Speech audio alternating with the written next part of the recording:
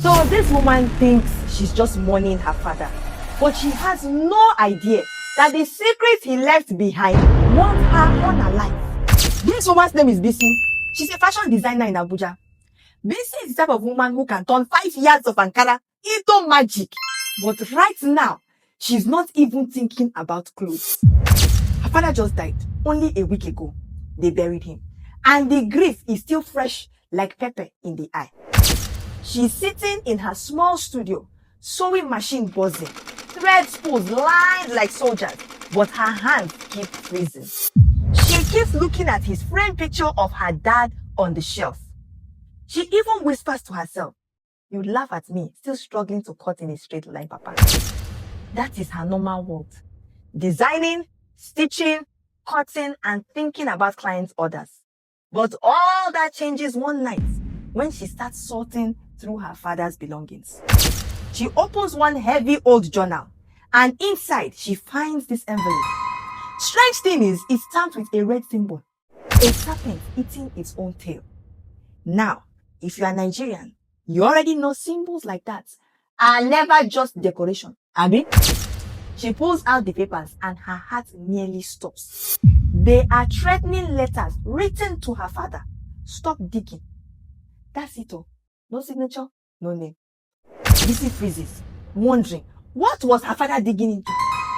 And before she even has time to process, that same night, she hears footsteps in the alley while locking her studio. She turns sharply. Nothing. The street light flickers. Then her phone buzzes. An unknown number has sent her a message. "Stop digging where your father left off." Who cried there? Somebody is watching. Somebody knows she has found those letters. And then she realizes that this is bigger than her father's funeral. She's not just dealing with grief, she's dealing with enemies that survived her father. If she ignores it, maybe she stays safe. But if she digs deeper, she risks her safety, her business, maybe even her life.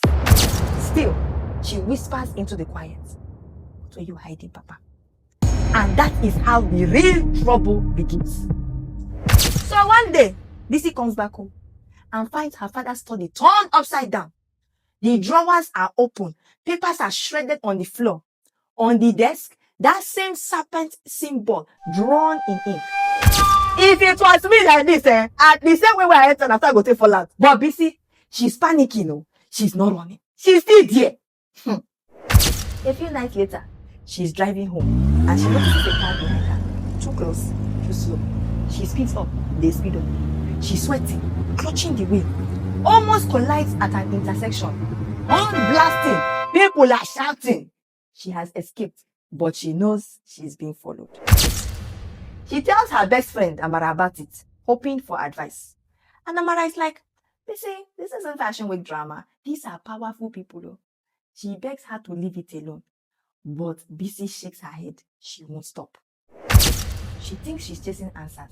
But what she's really chasing is a war she doesn't fully understand. She starts digging through her father's old notes, the journalism files he left behind.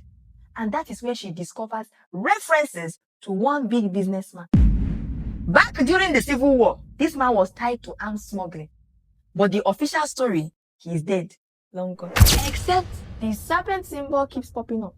And now, the symbol is tied to the sun, a rich tycoon that controls half of the city. That is when an old family friend now drops the real bomb. Her father once prepared a story that could have destroyed that family. He had files, he had proof, but for some reason, bam, he never published it all. So now it clicks for Bisi. The tycoon thinks she has those files, and that's why he's after her. She remembers her father teaching her persistence when she was small. Truth is like a stubborn sin, Bisi. Keep stitching and it will hold. That memory becomes her weapon. She goes to archives, digs through dusty boxes, opens encrypted drives on his old laptop. Her fingers are trembling because she's no hacker, but she did try. And then she notices something strange. Her father's fashion sketches. Yes, the man used to sketch dresses too. But they now have hidden symbols in the stitching lines. Could it be code?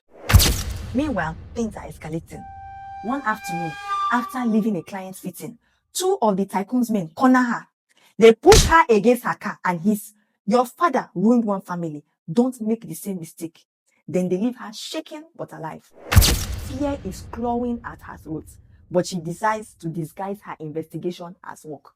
She hides the codes inside her own design sketches, pretending she's just working for clients while she's actually decoding secrets. Another message comes through. Last warning. She trembles, clutching her phone, but she presses on. If she quits, she knows she will never forgive herself. It's late one night in her studio. The only light is her sewing lamp glowing over scattered sketches. She spreads her father's designs, overlays them, and suddenly the patterns align into something clear, a cipher. Her father had hidden text inside the dress designs, and when she cracks it, the truth unfolds. Documents proving the tycoon's empire was built on war profiteering. That's the moment she realized that this is no longer about grief, it's about justice. But just as she pieces it together, the tycoon himself shows up. He walks in with two guards behind him, filling the small studio with menace. He stares at her and says in a low voice, "Your father destroyed my father. Do you want his sins to bury you too?" And BC, her voice steady, despite her pounding heart, replies, "He didn't destroy you. He revealed you. And now, so will I." That's the turning point. From here, nothing will ever be the same. Later, BC sits in her late father's workshop, the smell of dust and old fabric heavy in the air. A final memory flashes. Her father's voice warning her to always sew the truth into the seams. That clue drives her back to his sketchbooks. Between the folds of faded designs, she uncovers a hidden section stitched shut. Inside are coded notes, sketches marked with the serpent symbol, and receipts linking the tycoon's empire to smuggled weapons. As she deciphers the files, footsteps echo outside. A shadow lingers at her window, then fades. Heart pounding, she realizes time is running out. She copies everything, sending it to a trusted journalist and the authorities. Years later, the tycoon's empire crumbles under headlines and televised hearings. Once untouchable, he now hides from the same public he ruled through fear. BC watches the news in silence, grief and pride intertwining. Her phone buzzes. This isn't over. You carry his war now. She exhales steady. The enemies her father left behind are now hers, but so is his unshakable resolve. With needle, thread, and truth, she chooses to stitch her own legacy. Fearless, watchful, and unbroken. The moral of the gist is this: sometimes the battles we inherit are not the ones we choose. But if truth is in your blood, running will never bring peace. Courage is not about being fearless, my brother, my sister. It's about continuing even when the warning messages tell you to stop. In life, there are enemies you inherit, but there's also legacy you inherit. And that legacy can outlive fear.